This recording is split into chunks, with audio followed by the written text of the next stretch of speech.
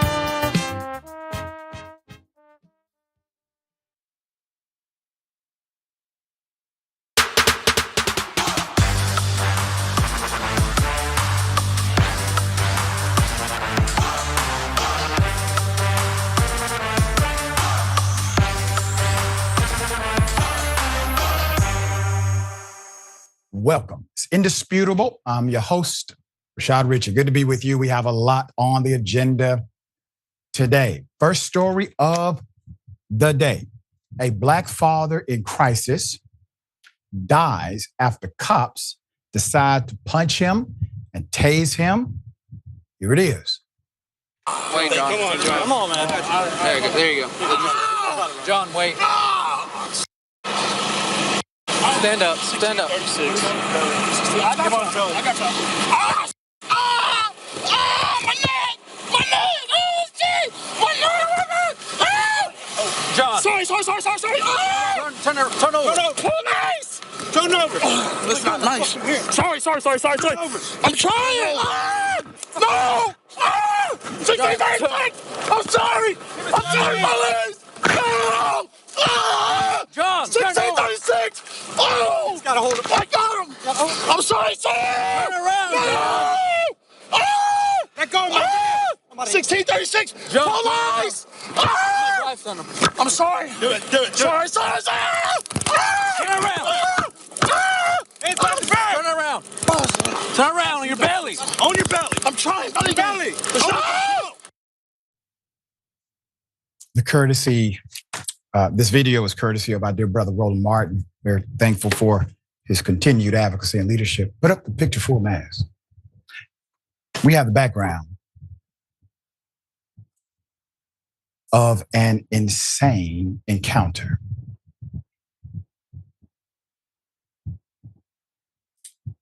Black father in crisis dies after cops decide to punch him and tase him. John Daniel Scott Jr., a 41-year-old Black male and loving father of 5 children, was demonstrating a non-aggressive demeanor to Alabama police paramedics last week when they showed up to his home after his mother had called 911 to report his suffering of a mental health crisis. The mother of his children, Miss Heather Chandler Scott, posted a series of photos of Scott with his children. She also wrote the following post on behalf of one of their children. Quote, "My kids don't have social media, but Jax wants me to share this story, so I'm sharing for him." She wrote, quote, "One day his dad came home with a trunk full of sandwich bread, peanut butter, chips. He came in and called Jax, and they started making sandwiches. John said they were making sandwiches to take downtown Birmingham, to give the homeless some lunch. And that's exactly what he and Jax did. That's who John was at the core. So what do we have presently?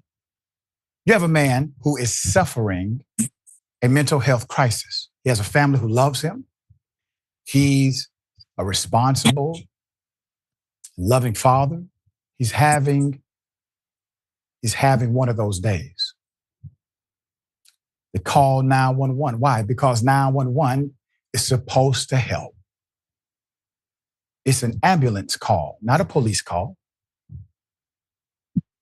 Police arrive, they kill him. There's more. Scott's mother, Paulette. This Paulette Sanders had called the police for help on April 15th because her son was experiencing a mental health episode and was likely off his medication. Police showed up with the department's mental health liaison, but determined Scott was not a threat to himself or anybody else. So they left. Later that evening, she called the police again because he was still experiencing his mental health crisis, resulting in 5 police officers arriving with paramedics. However, he had a warrant out for his arrest after failing to appear in court in 2021. This was for a speeding ticket, okay? This is a city ordinance. So Decatur police gave him the choice of either being transported to a hospital or being taken to jail to serve his warrant. Scott did not appear to like either option. Remember, he's going through a mental health crisis. When was the last time you heard of a person experiencing a mental health episode? There's a 911 call because there's a mental health crisis. They all of a sudden get to make all of the decisions about where they go. The reason the 911 call was made is because the mother believed her son was not in his full mental faculty. The decision to have him evaluated should have been made by the paramedics, or at least the commanding officer. But it was not. So Scott did not appear to like either option and tried to reason with them, but was not hostile. He did not raise his voice. 28-minute body camera. 28-minute body camera video released by Decatur police shows Scott engaging with police and paramedics in a civil conversation for more than 13 minutes before they just decided to arrest him. The cops grabbed his arms to handcuff him, and he fell to the ground and began panicking, complaining about his neck. The cops became more aggressive, ordering him to turn over. And he responded, quote, "I'm trying," while repeatedly apologizing, saying, quote, "I'm sorry." Then they began tasering him while ordering him to turn around and place his back, and kept telling them he was trying to do so. There's more. At least one cop had his knee on his back, making it difficult for him to abide by their orders. Then one cop started punching him as the cops struggled to place him in the car after handcuffing him. Scott repeatedly told the cops, quote, "I can't breathe." "You can't breathe?" One cop responded. "Stand up. Stop punching him." His mother can be heard yelling in the body camera footage, the footage released by the police. Scott was pronounced dead Tuesday morning at a local hospital where he had been confined for a week. Put up the interim Decatur police chief. You're looking at the interim chief, Nodis Carlisle. Chief Carlisle said he was asked by the FBI and the Alabama Law Enforcement Agency to investigate his death, according to News 19. Leading the investigation is the Madison County Sheriff's Office. Oh, yeah, that has a lot of credibility, obviously. Carlisle also issued the following statement to the media, quote, "Following the incident, Scott was transported to Morgan County Jail, where custody was officially transferred to the Morgan County Sheriff's Office. During the booking process, Scott continued to actively resist the efforts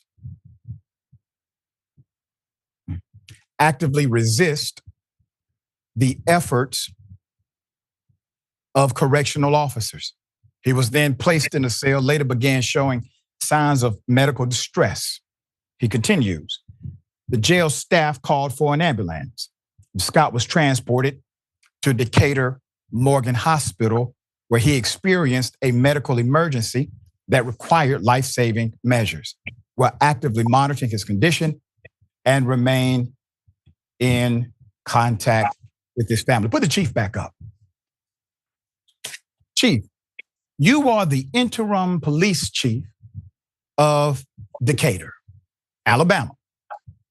Why is it that you are providing the statement for the county sheriff's office? Why am I reading your statement when the man was no longer in your custody? Why are you regurgitating what they've told you to say? There's no way you know. You weren't there. You had custody, no more. But you are now their spokesperson. Explain it to us what happened to him. This makes no sense. Custody had been transferred. I should have a statement directly from the Morgan County Sheriff. There's more. Quote, "It is important to note this incident may involve what is medically referred to as excited delirium." The chief obviously has a medical degree. a potentially life-threatening condition that can occur in individuals undergoing extreme agitation, often influenced by mental health issues or substance abuse. A final determination will be made by medical professionals. Put the chief up again.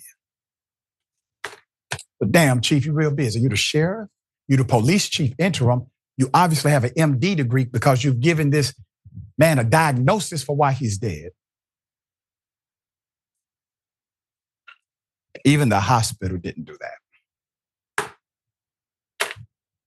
We got to GoFundMe. Let's put it up. The GoFundMe to raise money for funeral expenses. His mother said her son died of a heart attack and likely kidney failure. But it is important to note that excited delirium is a debunked medical condition that cops have been using for decades to justify killing people. Nationally renowned attorney Lee Merrick said that he has been retained by the family. Our dear brother will fight and advocate for that family, and will be filing a lawsuit according to News 19. Support for John Scott Jr.'s funeral arrangements. I ask that you do the very best you can. This man simply woke up one day, had an issue.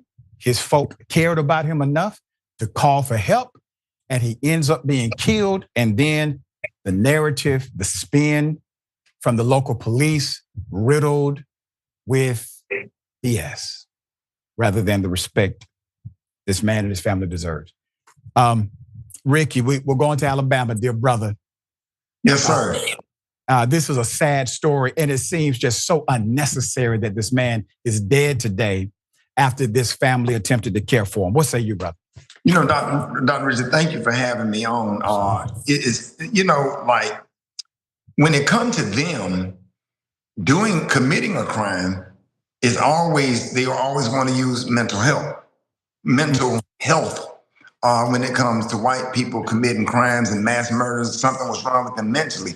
But as Black people, when we call the police because someone have mental health, they take that opportunity, knowing that the person might be incoherent or not in their right mind, and they're not following commands. They can't follow commands if they have some mental issues going on, and they take that opportunity to unalive somebody. And it's like, so Dr. Richard, when we get in a space like that, who do we call? Do we ask for an ambulance? What do we do? Because if you have a child or an uncle or a family member that's having a mental breakdown, who do you call or whatever? Because now you got to think about, look at, it's so many incidents. You probably could name them off the top of your head, at least 10 incidents where somebody, African-American, was having a mental health issue and they ended up dead because a trigger-happy policeman, but they don't have that same energy for a mass murderer that would go in and shoot up a church or shoot up a school, but then they would take them to Burger King and get them something to eat, and then they would start talking about mental health. But when it comes to us, the energy is not the same, and I'm just really saddened by this. Yeah, you are 100% correct. No one can convince me if this African-American male happened to be a blonde-haired white female that the result would have been the same. Nobody can ever convince me of that. And the truth is, nobody who sees this is convinced of that either. We'll bring you updates as they come. All right.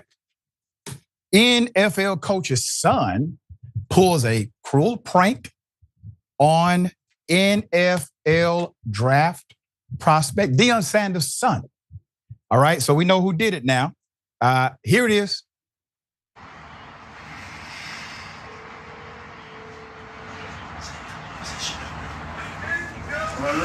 Hey, is this Shedeur? Hey, this is Mickey Loomis here, the GM of the New Orleans Saints. How you doing?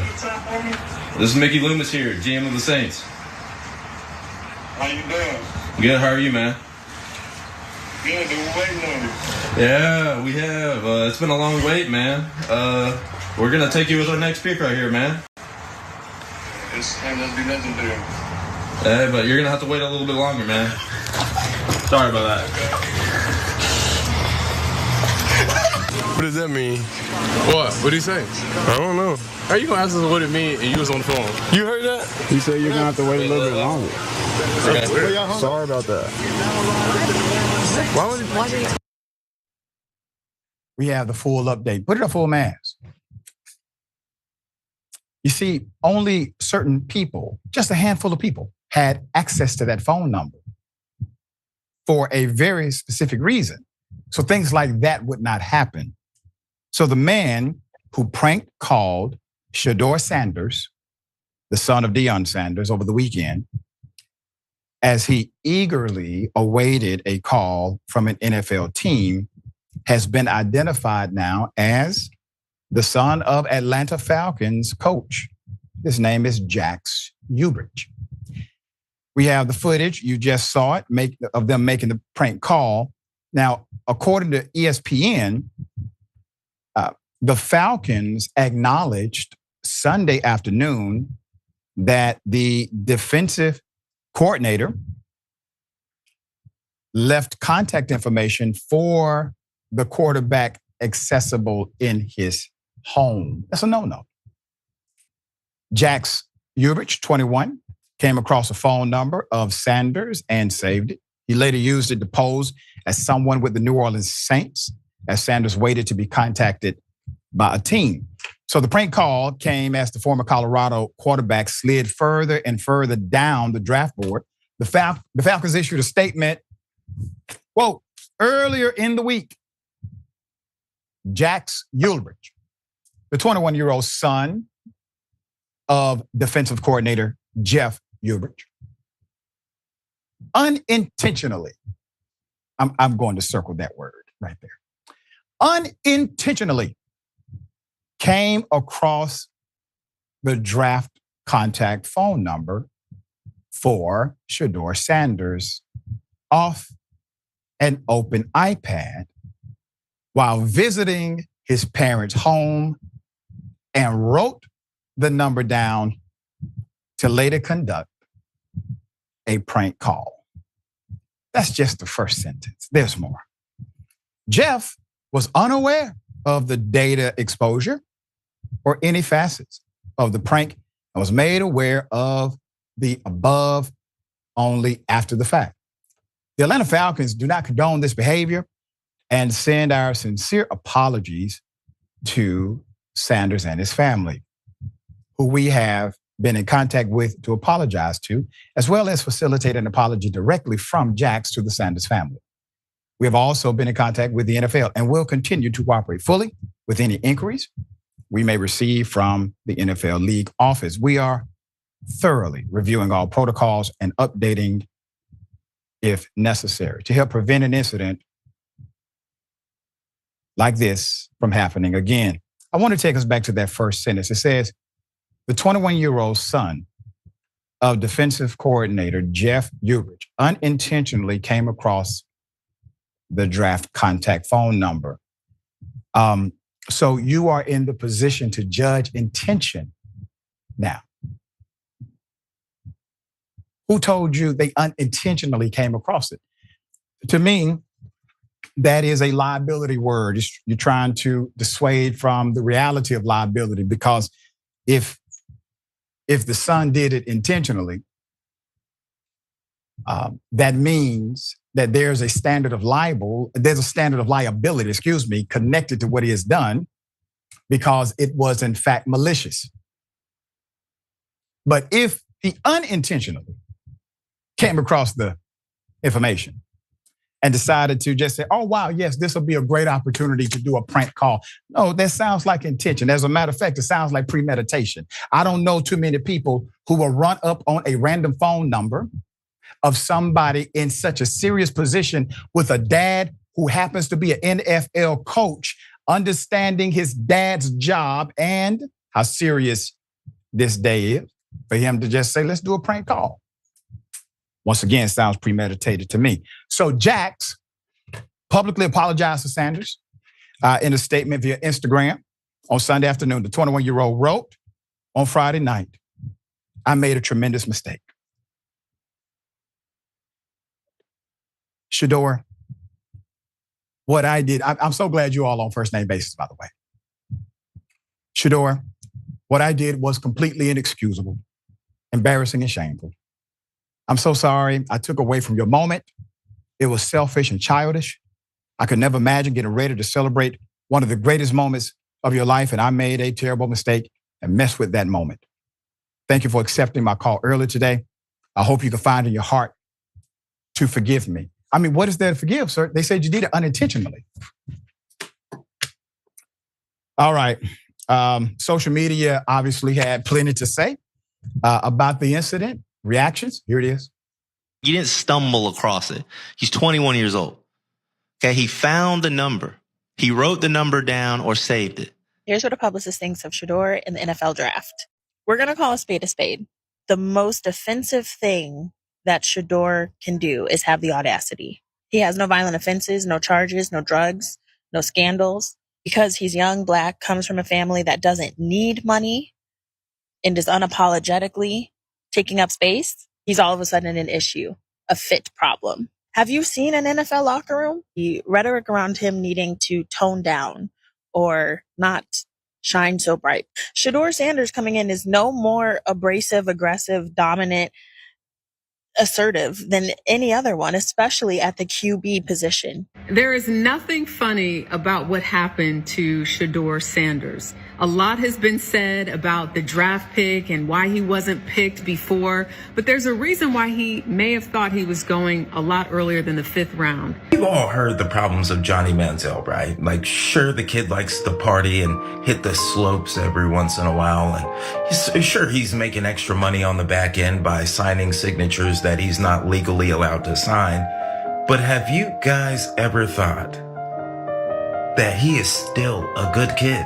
Shedeur Sanders. The kid has not been in any kind of legal trouble at all, and every program he has went to has gotten exponentially better when he's on the team. But he's a little bit too confident, and I'm afraid that we're going to have to knock him down a peg, so. Yep. And Sage Steele just wants people to stop bringing up race. Here it is.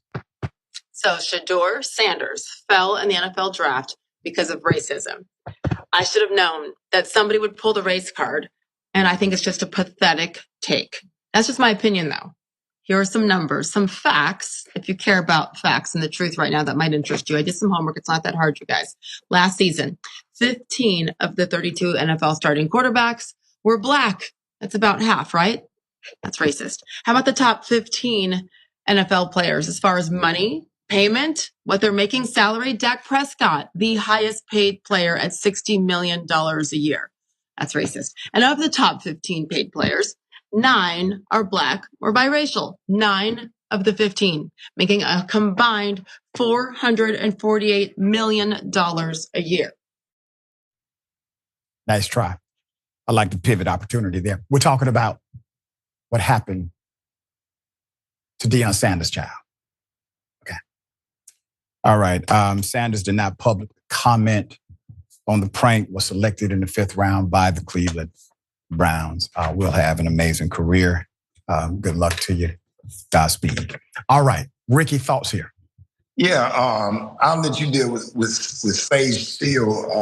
I'm glad that I started back watching ESPN after she left.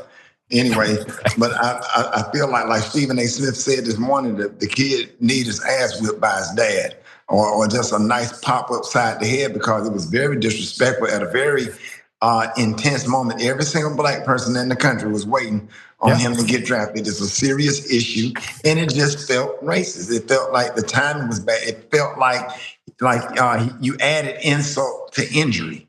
Whatever, we can get into all of the other stuff, but I'm just talking about specifically what he did. And then the other thing is Shedeur Sanders' his name, likeness, and pictures out there. Where is the kid's picture?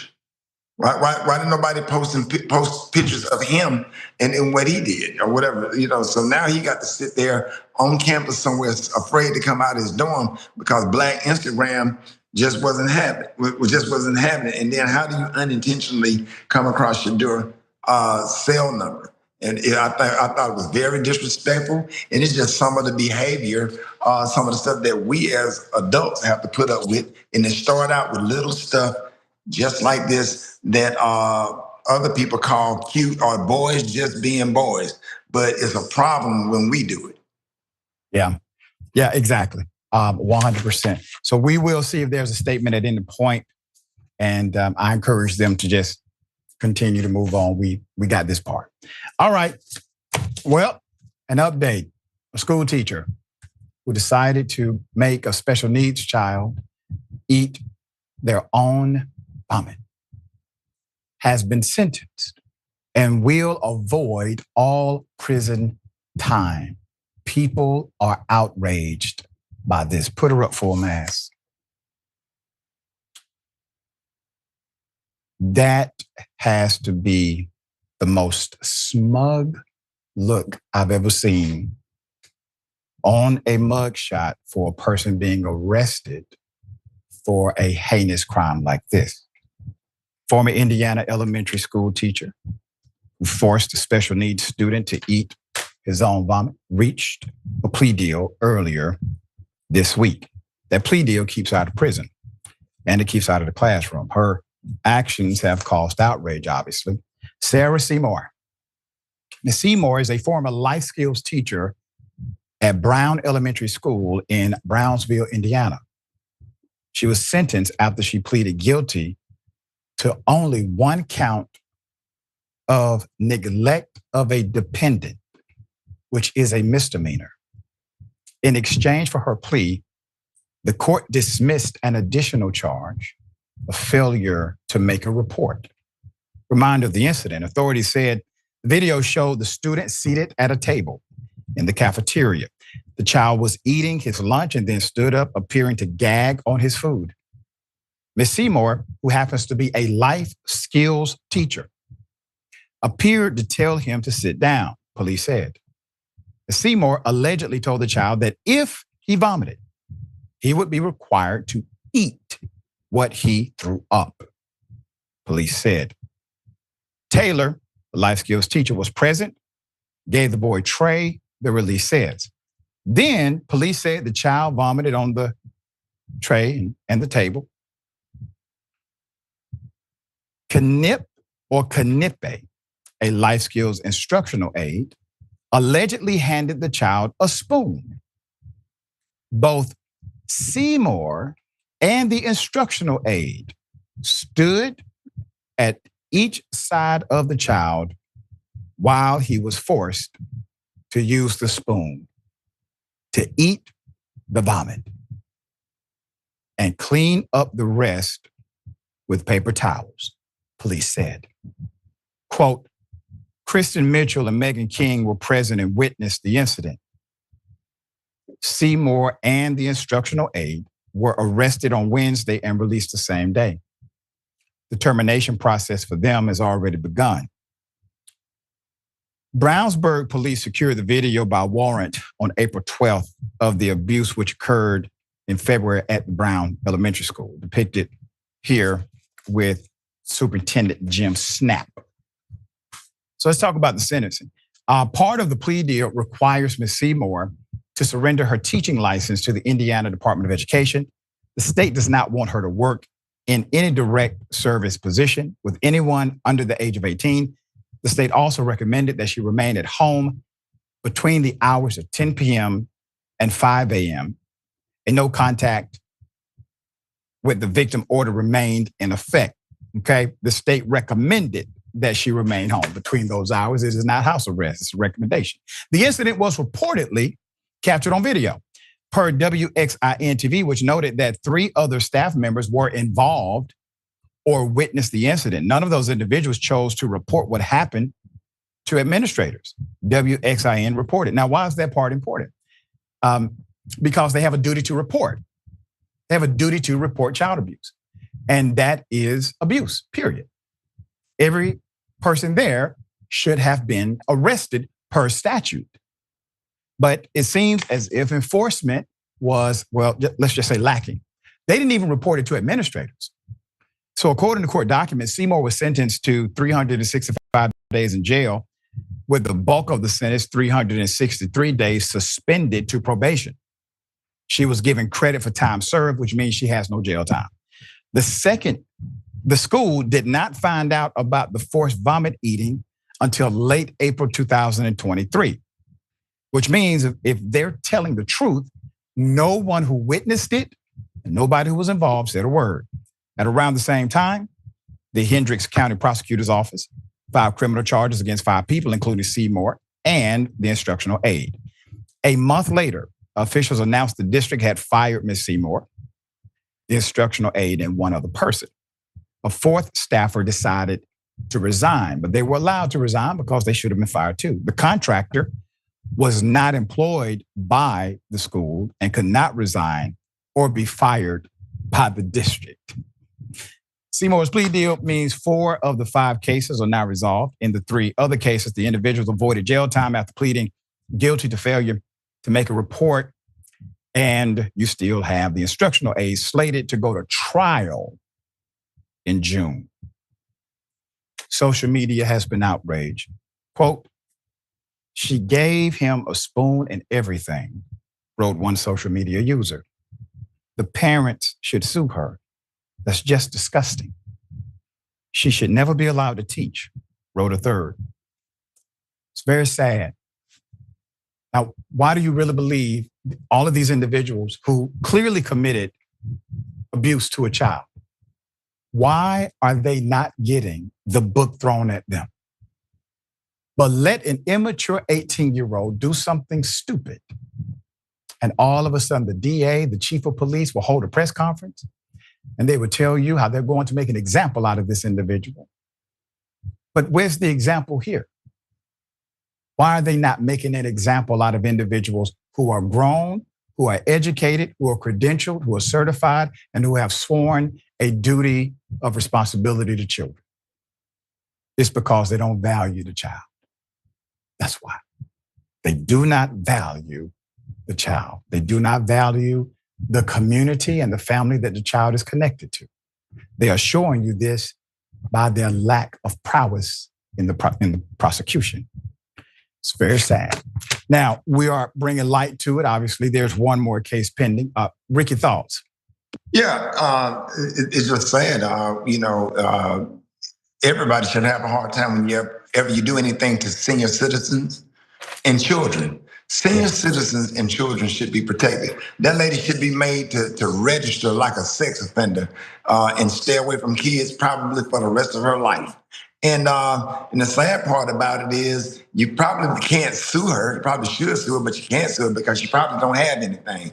Because people who have something to lose, they just don't do stuff like that. And she should be thrown in jail and should do and everybody in the jail cell know what she did because they have kids also.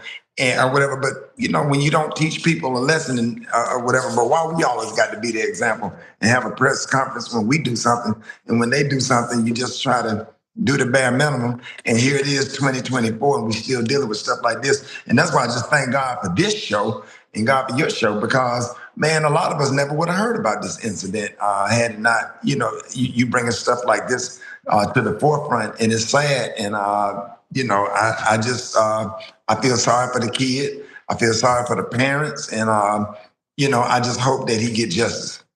Yeah, that's right. And the family, hopefully, there will be a pending lawsuit against the school for the negligence involved. If so, we will bring you the update. We got more on the other side. Indisputable. Stick and stay.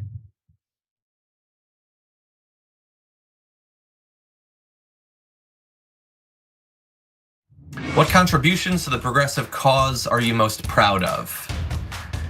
I don't have super high aspirations for a singular role that I can play in the movement or anything. I try to present myself as what I think that I am, which is a progressive man who is driven by I think, well-interrogated and well-organized system of values that I try to stay consistent on, and I demonstrate that that's the sort of life that a person can lead and be successful and be happy and all of that. And that should not need to be done, but there are so many people on the right that are trying to push men in the opposite direction that I want to be able to do that. Along the way, if I can get people to care about some topics that they wouldn't necessarily care about, or that for some men they might think that's not a topic that they should be focused on, that's definitely something that I relish doing. And along the way, we've been able to introduce people to a lot of candidates.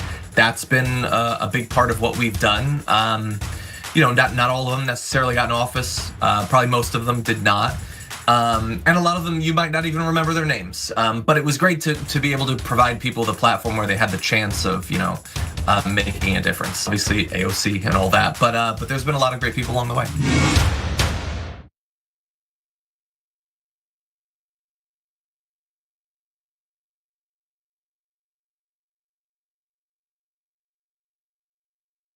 In the bonus episode for the members, we do some inside baseball. We're gonna look at John's desk. Nice little spaceship here. Nerd, but it is kind of look cool. Who has Legos? Oh no, he's taking apart a keyboard. Who has a mouse pad that's this big? He's got a dog with a nose that you can hang something on. You know what this desk screams to me? Nerd.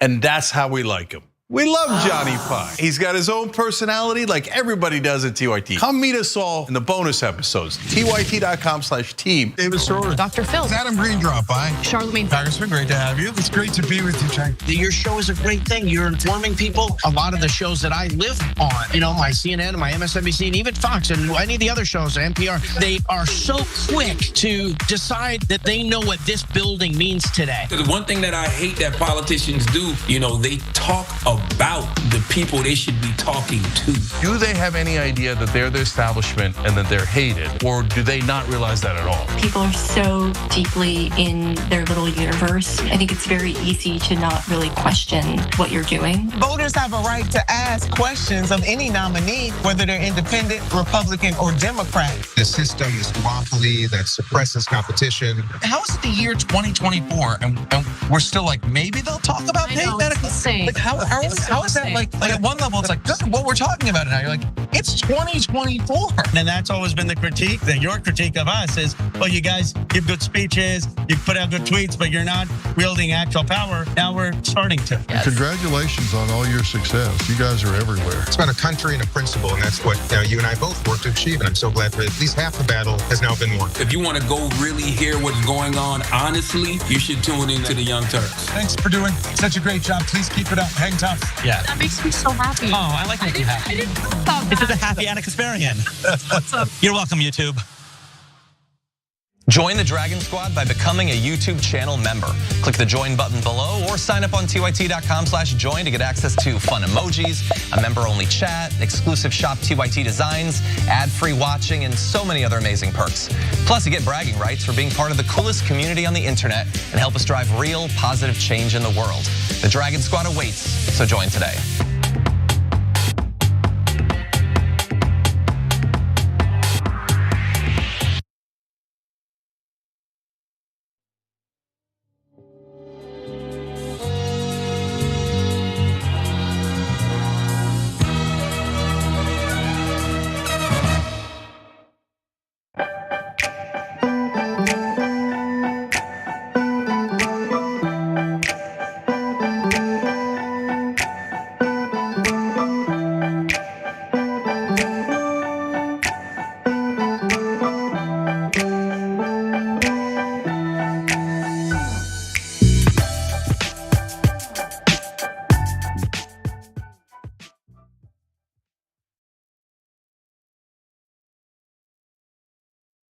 All right, welcome back. Always good to be with you. Got a lot of comments. We'll read as many as I can. As Carmichael says, the son admitted that he went into his father's iPad and retrieved Shedeur Sanders' information. That is a conflict from the official press release from the Falcons. You are right. It sounds like somebody did not connect with their PR rep. And Delaquan 7, aka Embarrassed Vet Dragon, he intentionally made that prank phone call. That's right. So if he unintentionally came across it, he still intentionally made the call. That's right. That's right. Sydney Bergfield, welcome to Double Dosers. Thank you so much for joining the Truth Train. We greatly appreciate you. David Morris says, another day, another totally unwarranted Black death. That's right. And Donald James X says 911 should never send cops, send a counselor. And Busy B, it's just a prank, bro. I love the pranking culture so much. And Neon Death 07, hello, Doc. Hello back to you. Yep. Melanin be popping dragon. Basically, this man did the very thing that they accused. Yeah. Deion Sanders' son of being, which is immature and arrogant. Isn't it interesting how the narrative doesn't fit to one, but according to, it fits the other. It's fascinating how that works. All right, that's something for you, ladies and gentlemen. I wish a Karen would. You want to call the police on them for having a barbecue on a Sunday. You're still free! Back off! I'm going to tell them there's an African-American man threatening my life. Show me your papers. What's wrong? I'm going to call the police. Okay. Why? You can show them your papers and your lease. Who are you? I'm Bill. This house is for sale. Show me. I live here. What happened? Oh, you live here? Yes. Mahalo lives here. Are they legal? Show me your papers. Why? I live here. What happened? It's illegal to take a lease. You have no rights. What do you mean? Ohio's have no rights. Get out of Texas. Shoot me out of Texas. Oh, next week when they bust your... What's wrong? Oh, please don't send me back to Mexico. What's wrong with you? You're Ohio. You are stinking. You are stinking. Okay, we're gonna clean. Don't worry. We're gonna clean. We don't do that. We don't do that. Karen, I'm appalled. I thought you MAGA supporters didn't see race. I thought we were in a post-racial America. Race is no longer an issue. Why is it that every MAGA Karen sees race all the time? It is quite fascinating that this particular Karen is upset because somebody is Mexican. Madam, you are in the wrong state if you want to be upset about a brown person. As a matter of fact, it would make more sense based on your behavior that they are upset about you, but they're playing it cool. I got more video, but Ricky, what are your thoughts before I go to the second one? If she spent more time ironing those jeans and then going in there taking the time to get them some Niagara spray starch and iron their clothes before they walk out of the house with pajamas on, worried about somebody else. And I'm just asking Black Jesus, please let one of them do it to me. So I can take my phone out and do some unbelievable comedy on them that they ain't ready for. I would embarrass them ready for that. so bad I would make them hate themselves. Please, Jesus, just let me just experience one Karen. And let me have a fully charged phone. I'm sorry, Dr. Richie. Fully charged battery. Fully charged. Like video galore. All right. But her antics actually continued. Here it is. Stink. She speaks English? We do. Was she learn online? Got that? How about the cartel? You're on the live, okay? Carlos Mendez, he was like, ooh, on TV. He's the head of the cartel. You're so scary. Where's the Mexican mafia? Where are they? I'm so scared of you. I'll spit on you, because this is my home. This is America. Say hi to America. You're not American. Say hi to America. You're Ohio. You're Okay, say hi to America. I can't even understand you. Say hi to America. Listen, God bless America and God bless Trump. And he said next week, dead or alive, y'all are going.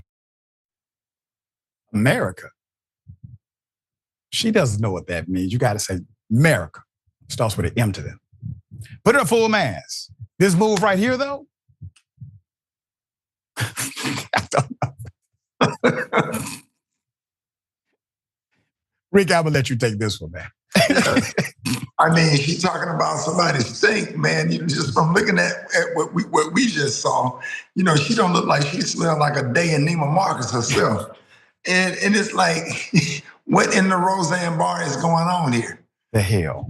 Yes. You know what I mean? It's like the audacity for you to just single somebody out and decide whether somebody live here or not. And these are the people that choose to ignore history, talking about Trump and all of this stuff. This is stuff that having Donald Trump in office has emboldened this type of behavior, and you're about to see this everywhere. But also, with that being said, you're about to see a lot of them get knocked on their butt because we are not, we appreciate our ancestors, but it's a different day. Black people ain't having it.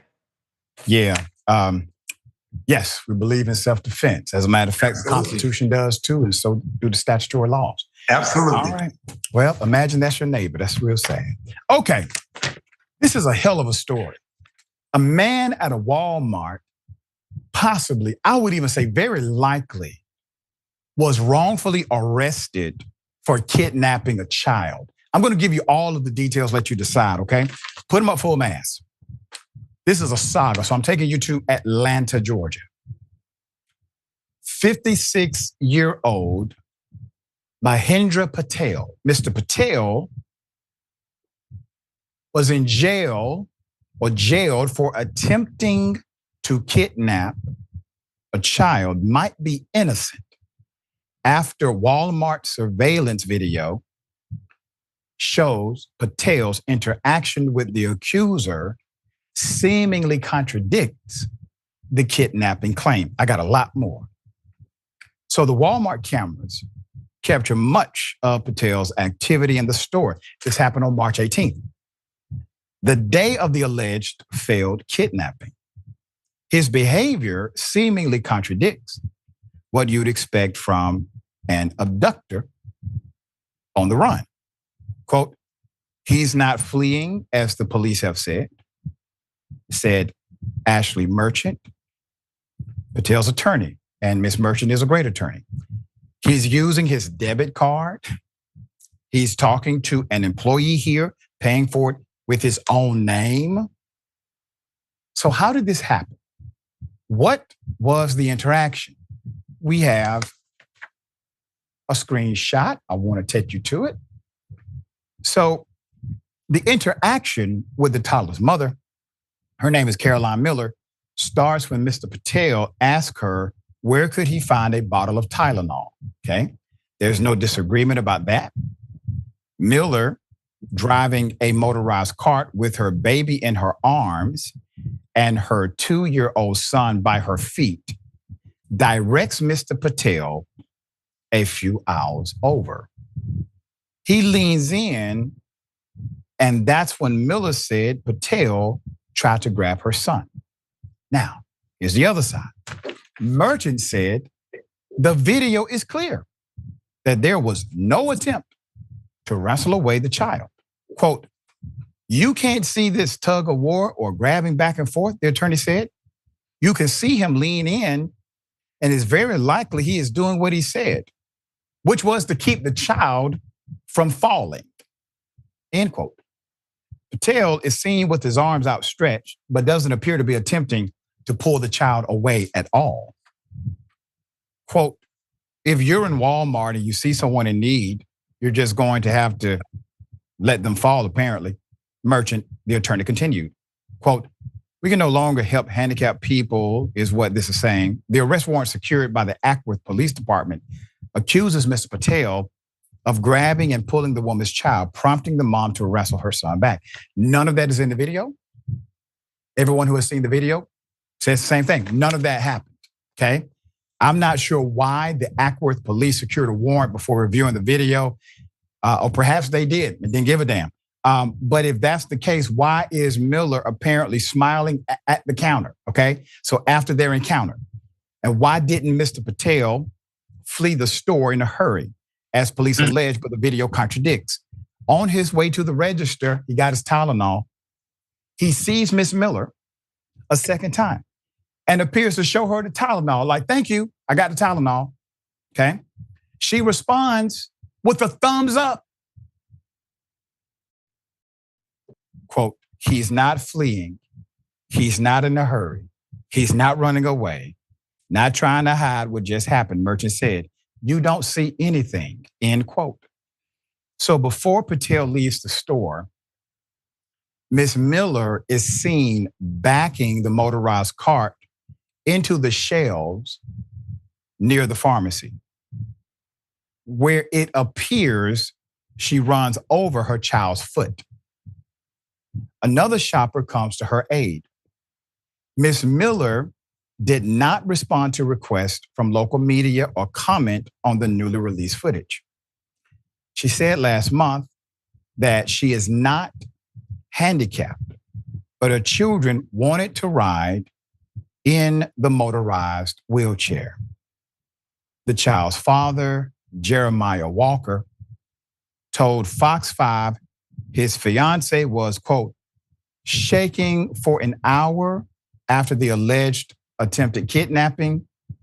Physically, you could see that she was shaking.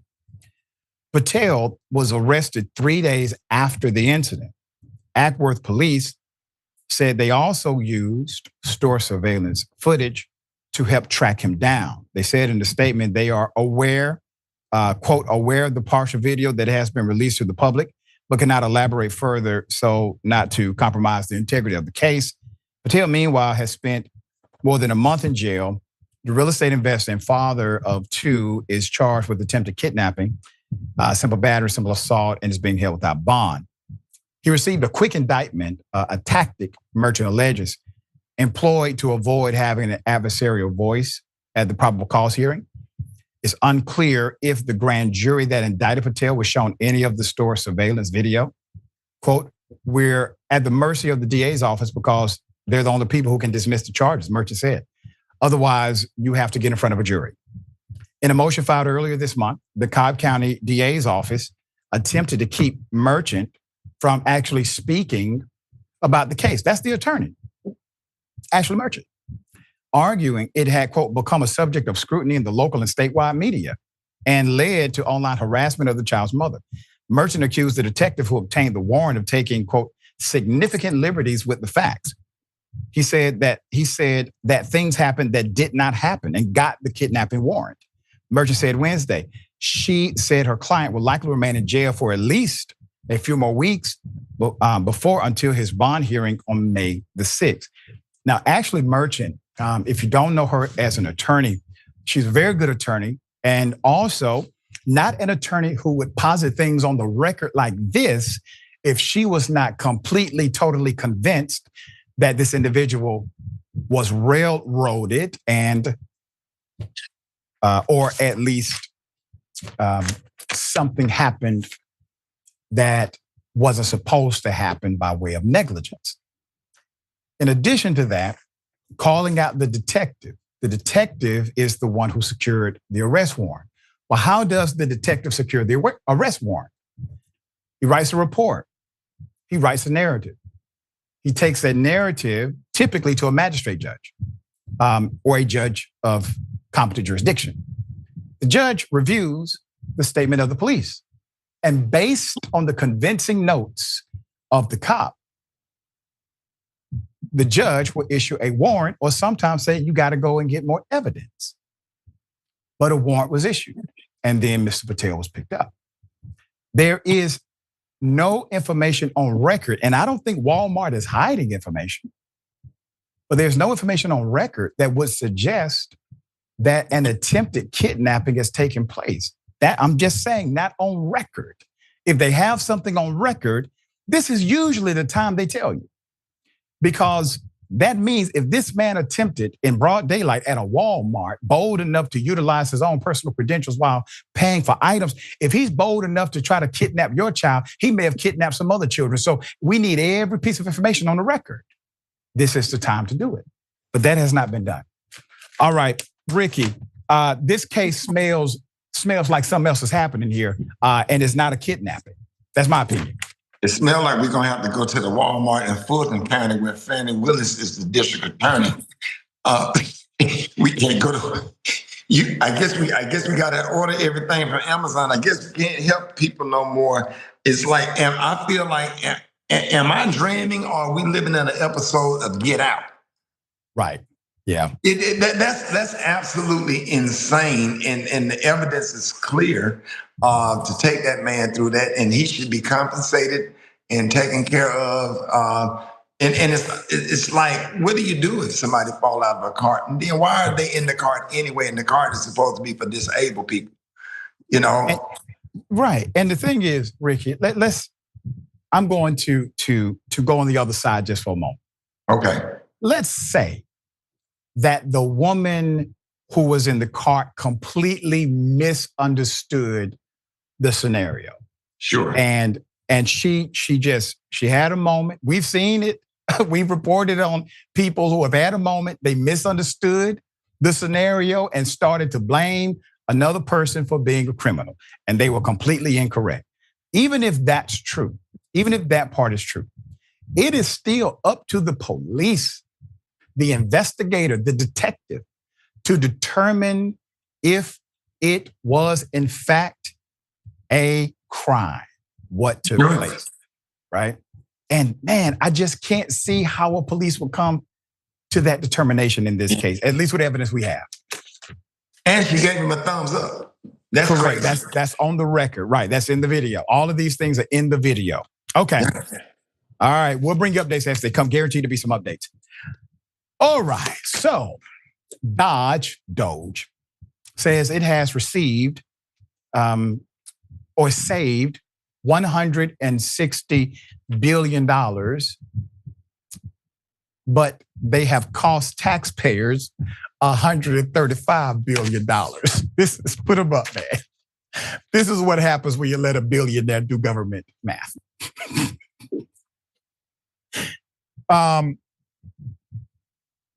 Yeah, so Elon Musk's Department of Government Efficiency says it has saved the American people $160 billion through its push to root out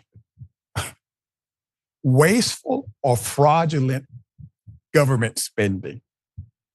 Trying to get through this story without laughing at the obvious.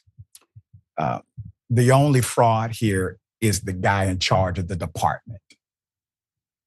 All right, but that effort may have also come at a cost for taxpayers. With a new analysis from the Nonpartisan Research and Advocacy Group, estimating that DOGE's actions will cost the American taxpayer about $135 billion in the fiscal year. The analysis seeks to tally the costs associated with putting tens of thousands of federal employees on paid leave, rehiring mistakenly fired workers and lost productivity, according to the Partnership for Public Service, a nonpartisan organization that focuses on federal workforce. PSP's estimate is based on the $270 billion in annual compensation cost for the federal workforce, calculating the impact of DOGE's actions from the paid leave to productivity hits. The $135 billion cost to taxpayers doesn't include the expense of defending multiple lawsuits, so the number is actually higher. These lawsuits are challenging the actions of the agency, nor the impact of estimated lost tax collections due to the fact that you have significant cuts at the IRS, you don't have the manpower. DOGE has sought to slash federal spending by urging government workers to accept a deferred resignation plan, which allowed many employees to retain a full pay status and full benefits through September without working. No productivity, but pay. Another 24,000 government employees who were fired as part of the reform effort have since been rehired after a court filing. Once again, they are creating the waste. The department is. So, of course, the White House argued the analysis, quote, the continued attempts to sow doubt in the massive accomplishments of this never before seen effort. This is what they said, okay? Never before seen effort to make government more efficient speaks more about the illegitimacy of those peddling these falsehoods than the good work of DOGE. White House spokesperson Harrison Field said, quote, the American public are in lockstep with the president's mission will not be swayed by both lies coming from the legacy media. Sir, you're going to be employed as long as Trump has a job, sir. You lie among the best of them, sir. Put him up again, a new rising star in the ranks, MAGA. Sir, you are a superb Kool-Aid drinker. As we've now hit 100 days in office, it's only 100 days. Under the Trump administration, Trump has the lowest 100-day approval rating in 80 years. You know who brought that up? Fox News did. Okay. Donald Trump has the lowest 100-day job approval rating of any president in the past 80 years, with public pushback on many of his policies and extensive economic discontent, including broad fears of a recession, according to a new ABC News Washington Post poll. 39% of respondents in this ABC News Washington Post Ipsos poll said they approve of how Trump is handling his job as president, down 6 points from February, with 55% saying they disapprove. Now, you don't have to be concerned about a recession, okay? The way things are going, we're going to skip a recession phase. He's going straight to a depression, okay? We are hitting that phase. There's no time for a recession. He's gutted the ability for import-export tariffs. He has completely, significantly, at least, if not completely, obliterated middle-class workers that are paid by way of governmental enterprises, okay? And disposable income becomes the issue third. Well, people are already buying less cars right now, less coffee, and less clothes.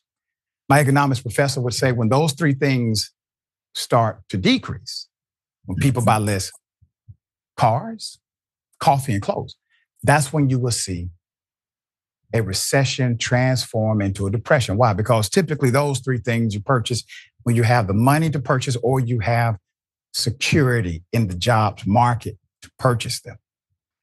Now, the previous low in approval for a president at or near 100 days in office in polls dating back to 1945 was Trump's 42%, in 2017. 72% said they think it's a very or somewhat likely that his economic policies will cause a recession in the short term. No. Trump is going all the way here. All right. Rickey, this really is sad because people are losing their retirement plan. People are losing the opportunity to earn what we would call a middle-class income. And the federal government is the largest employer of Black folk in the United States of America, and their jobs are being cut by the moment. What say you? Yeah, the worst is yet to come. He's just getting started. We don't have a House, we don't have the Senate, we don't have the United States Supreme Court, and I'm just nervous that we got to hold on until we can get into a midterm election or whatever, because right now we are in a lot of people don't know it, Dr. Richard, we're in a constitutional crisis right now because you got the executive branch going against the judicial branch, if I said that right.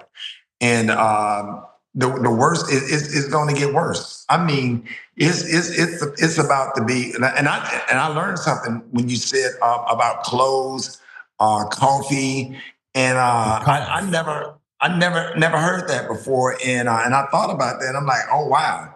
So yeah, 100 days. Wait till you get into his first year in office, and it's nothing. It's almost like nothing nobody can do right now because everybody that's working in government is loyal to him. Nobody to challenge him, nobody to pull him by the collar. The only somebody can stop him or slow him down is other countries. That's it. So ironic that Americans are rooting for Canada. Americans are rooting for France. Americans are rooting for the resistance because you don't see it happening in your checks and balances. So that's why people are rooting for these countries when they stand against this tyrant. All right, we got more on the other side. It's indisputable, stick and stay.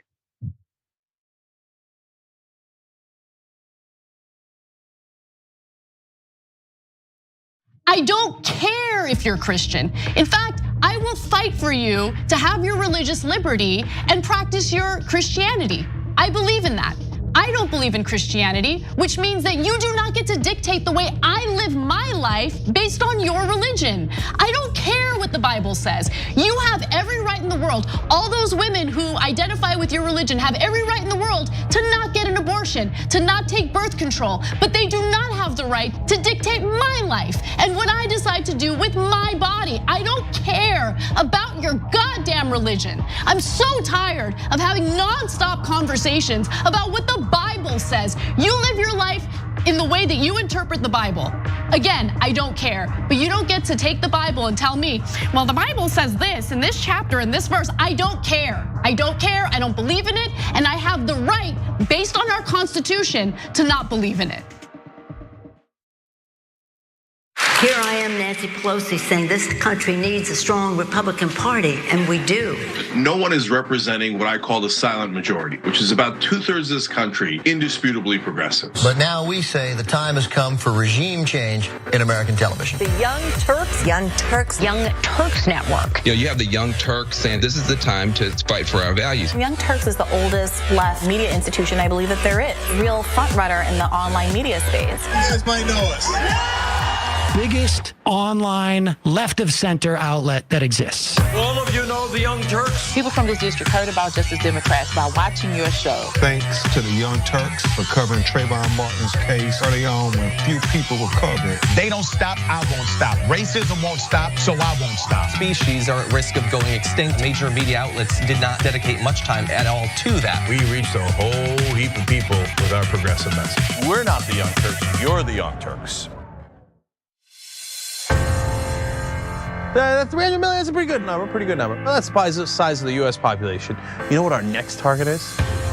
The size of the entire world. We just crossed 5 billion views on YouTube. I mean, imagine 10 years ago thinking one day, we would have looked at you like, are you nuts? Young Turks has just passed another milestone. 25 billion lifetime views. Damn. Too strong, way too strong. That's 25 billion times someone watched the progressive message delivered to people all over the world. You know who helped to do that? You guys did. Our members and our audience are amazing, and they helped us to reach 2 generations, both millennials and Gen Z. They're both super progressive, and I gotta tell you, we're just getting started. Thank you.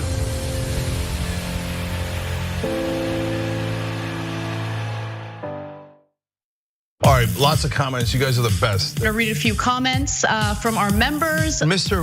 Methuselah says on YouTube, super chat, thanks for all the important work you do for TYT for the movement. Do you know who had the first super chat when I got back from vacation? You won't be surprised to find out.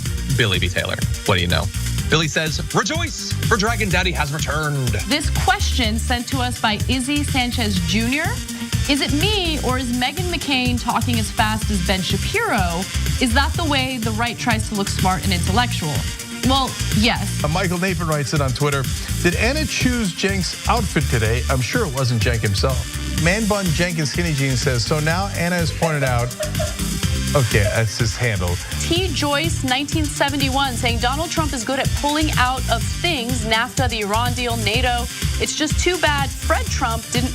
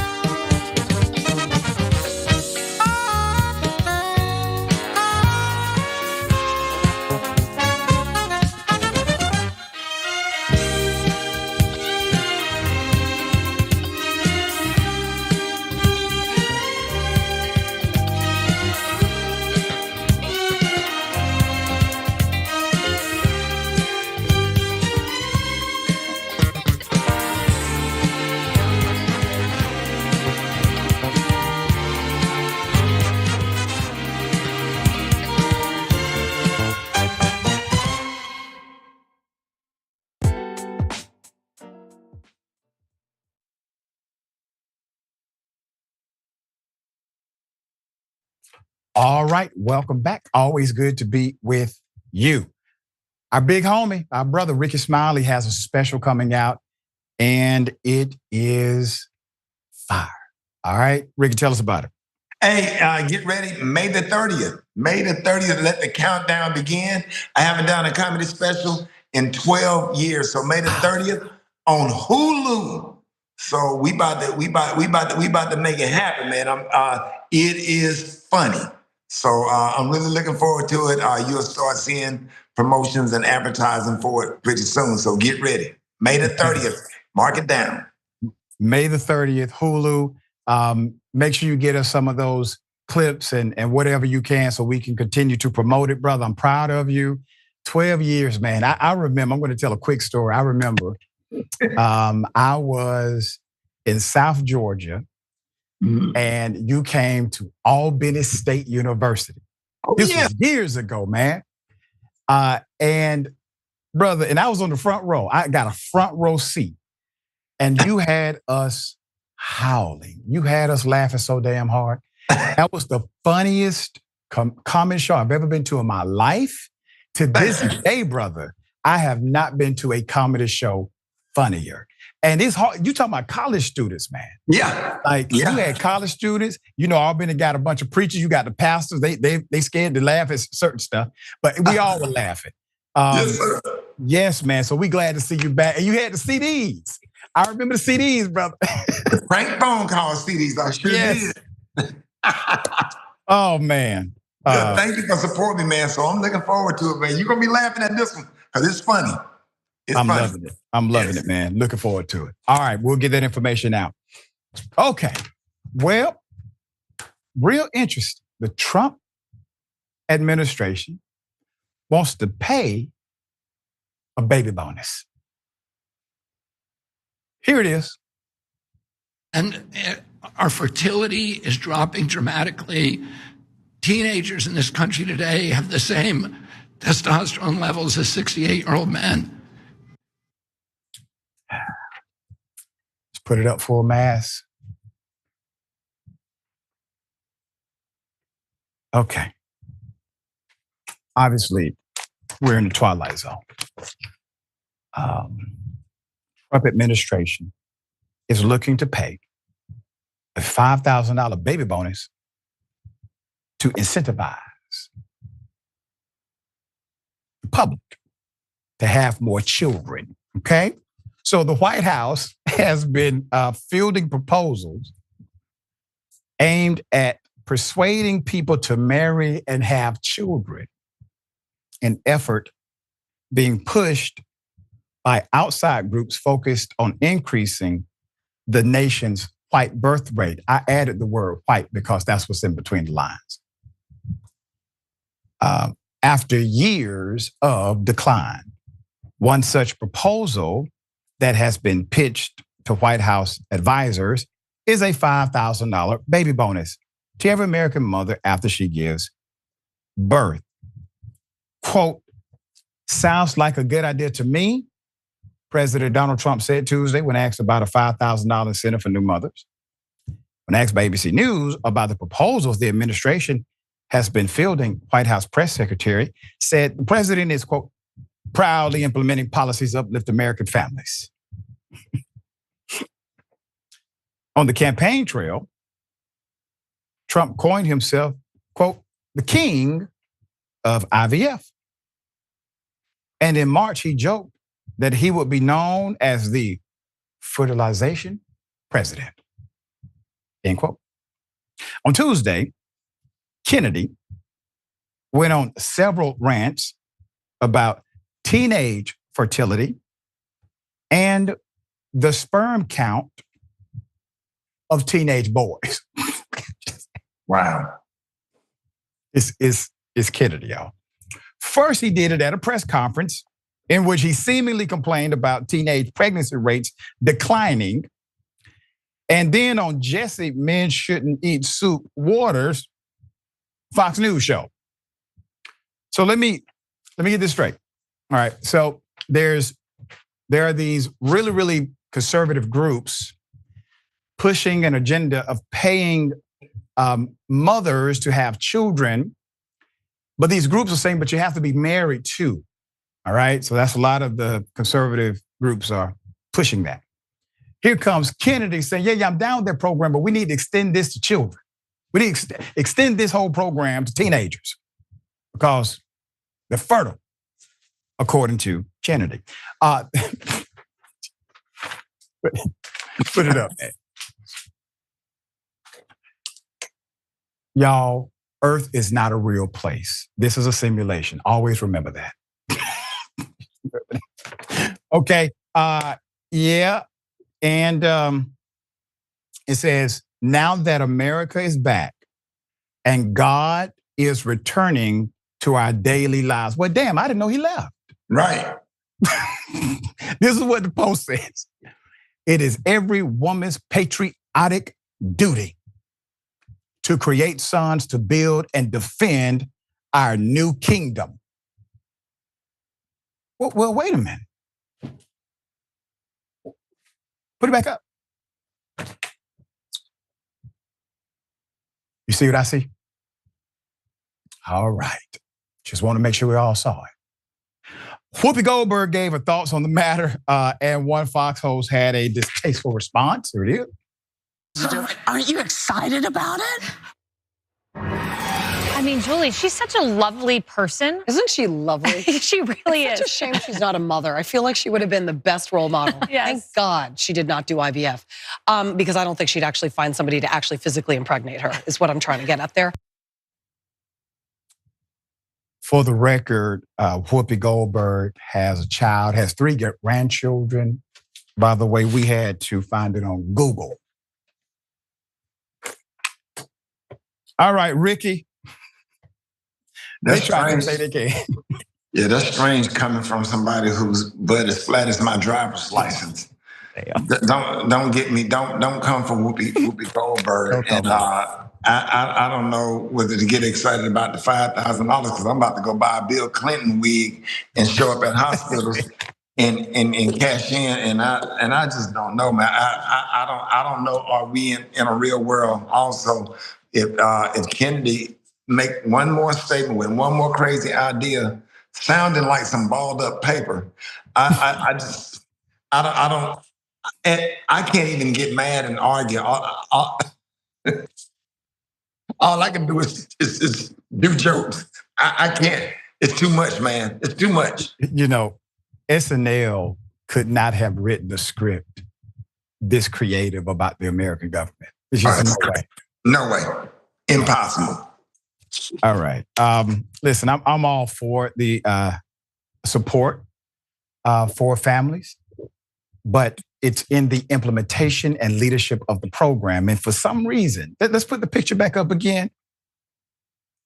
I just don't believe they can implement the program in a fair and balanced manner, given how they're promoting it. All right. We got more on the other side. It's indisputable, stick and stay.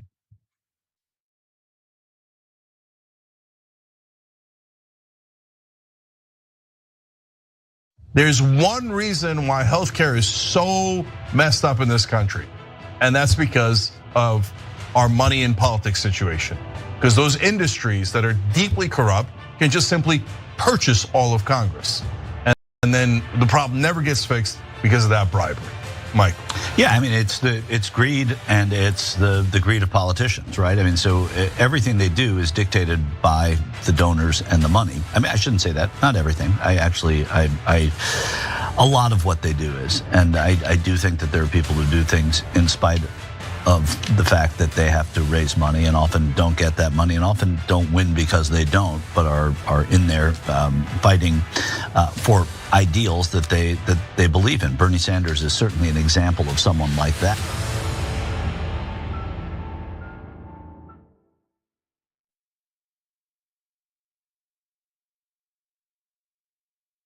I'm back to gaslighting. Did you and I talk about gaslighting on Old School? Probably. That boss gaslit all his female employees. People who manipulate others like that make you feel like you're the weirdo. Why won't you punch yourself in the face? what is wrong with you? And you're like, oh my God, I feel so bad. Why didn't I just punch myself in the face and poke my eye out? I'm 47 and I just figured it out like earlier this year. You figured out somebody was doing it to you or that you were that it was that it would have been happening my whole life and I didn't realize it. Right. You want to know the 3 shows that I'm watching lately? Shogun, Anjin-san. Those guys are badasses. Then you go to the Duttons, Yellowstone. Now, they don't always do it right, but they are badasses. But the 3rd show has the biggest badasses of all, the Young Turks. Live every weekend. Sick that I was so good. God damn it. Okay, live. Weekdays at 6 o'clock Eastern. That's what I meant. Anjin-san. How do you know if you're a populist? Easy. Do you work for the donor class? You don't? Great, you're a populist. Okay, so the establishment takes money from the donors and serves the donors. Mainstream media takes money from advertisers, and they are giant corporations themselves, and they work for themselves, and they work for the powerful. If you care about the average person, and you want the average person to have better health care, better wages, a better life, and you hate corruption, congrats, you're a populist. All right, Amazon Prime members, here's how you could subscribe for free on Twitch. Start by linking your Amazon Prime account to your Twitch account, and then click that little subscribe or resubscribe button below the stream on Twitch. Scroll down and select the subscribe free with Prime button, and then you're finished. Close out immediately and share your little subscription alert with the chat. Send a cute message along with it, and bathe in the sweet, twitchy Bezos-funded love. Hashtag Bezos Bucks.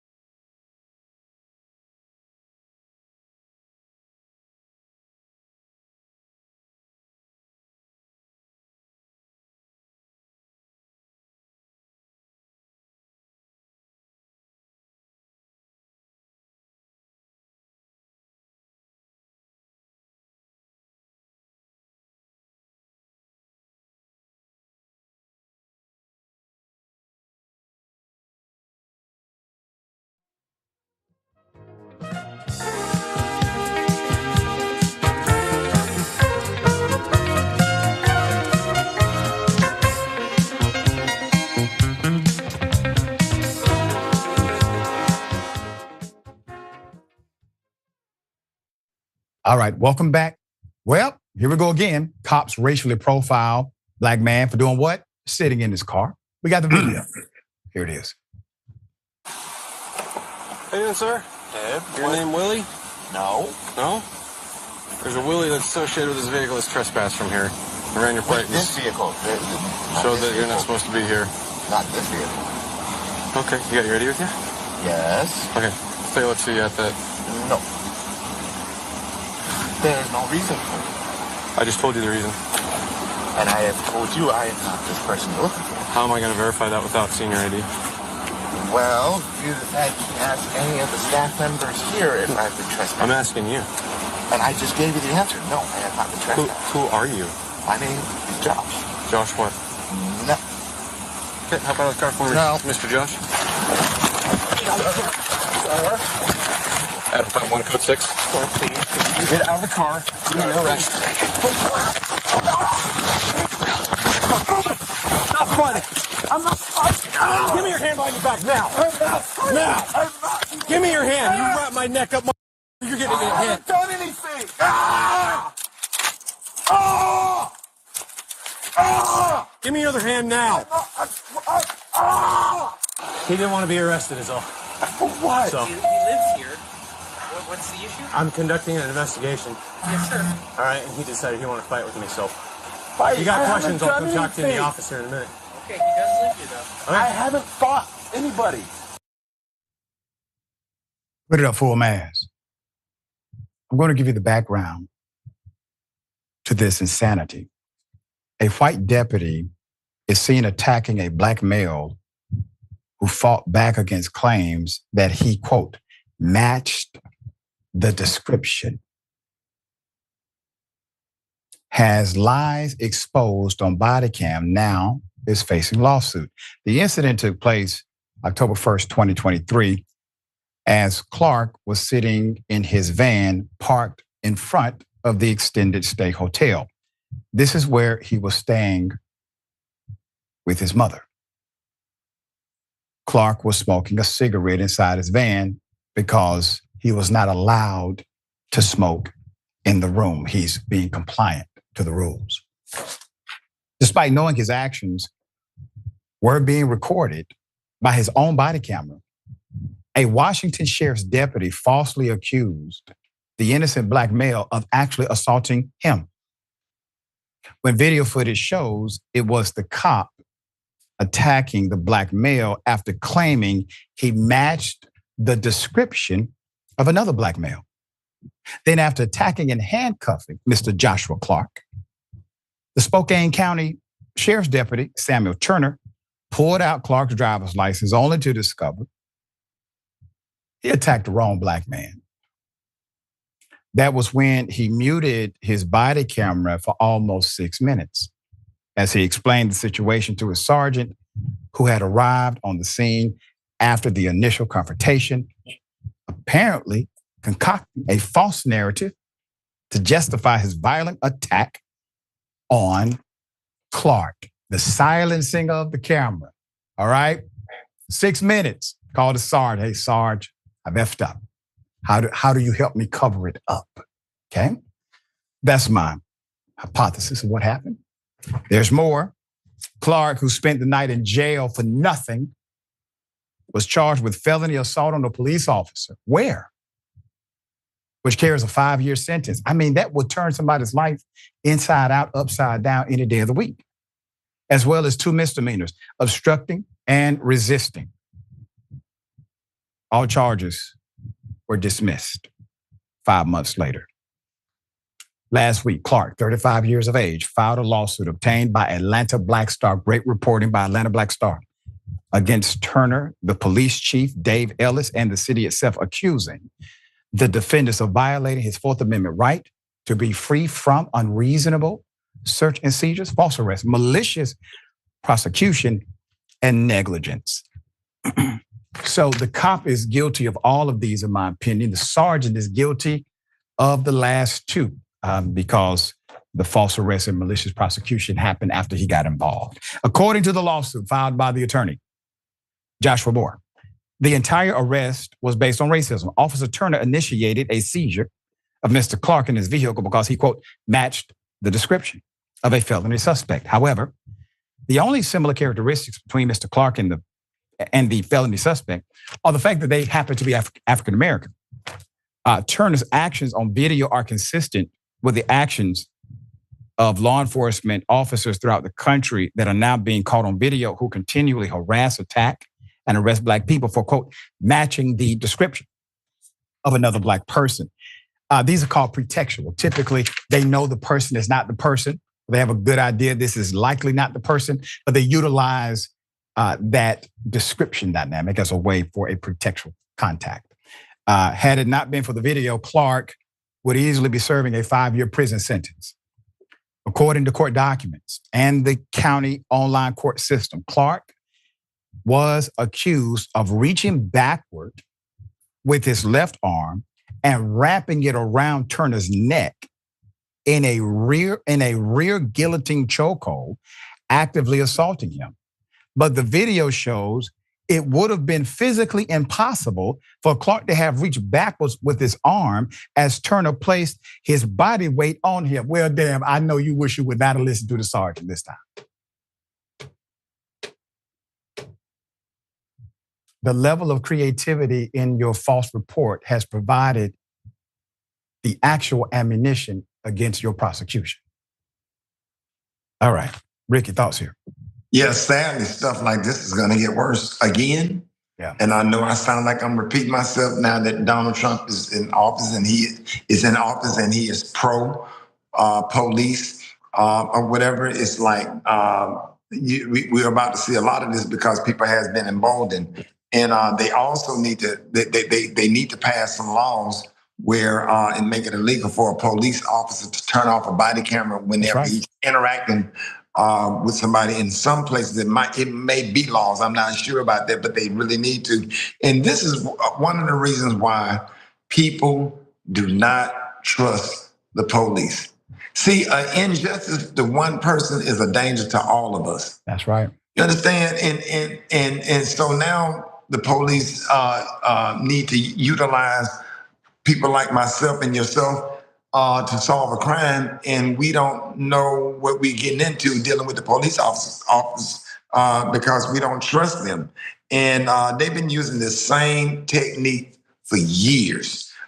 You fit the description, and it's just basically racial profiling. And I just want to tell everybody out there, just don't give a statement, don't say anything, step out of the car and deal with them in court. But don't ever put yourself in a position or whatever, because sometimes, Dr. Richard, you and myself, we have to de-escalate.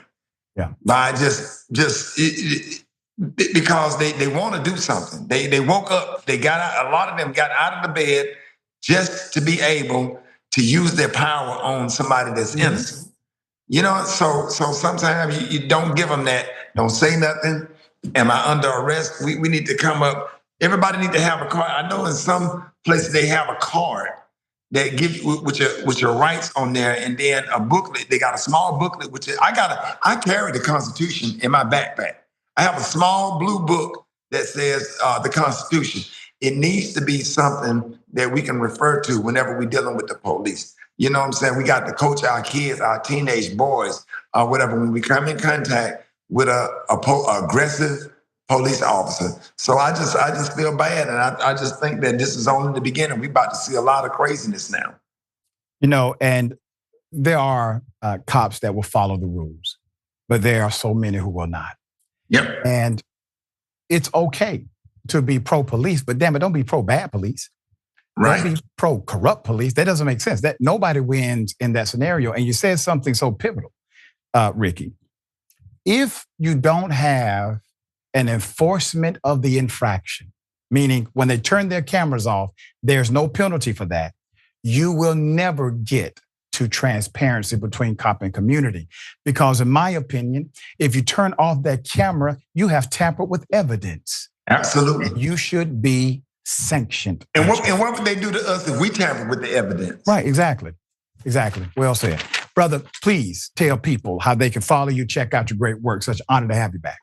Hey, make sure you follow me at Rickey Smiley Official. But what I'm gonna do, I'm gonna give y'all my personal Instagram, not the fan page. Go to RS Comedy. If you really want to see me go live with my twin daughters and acting crazy and cracking jokes. I love it. I do a lot of stuff on the RS Comedy that I don't do on the fan page. You even see me in church. I even have my phone on when I get baptized like once a month or whatever. I have to watch all my stuff. Sometimes I wonder, do you know that your Instagram is streaming because you'll just be at a random place it is on. But it's always fun, always good stuff. Thank you, brother, for everything you do. Thank you, man. All right, we'll see each other soon. Okay, remember, take care of yourself. Take care of each other. Take care of the planet. Remember, the truth is always indisputable.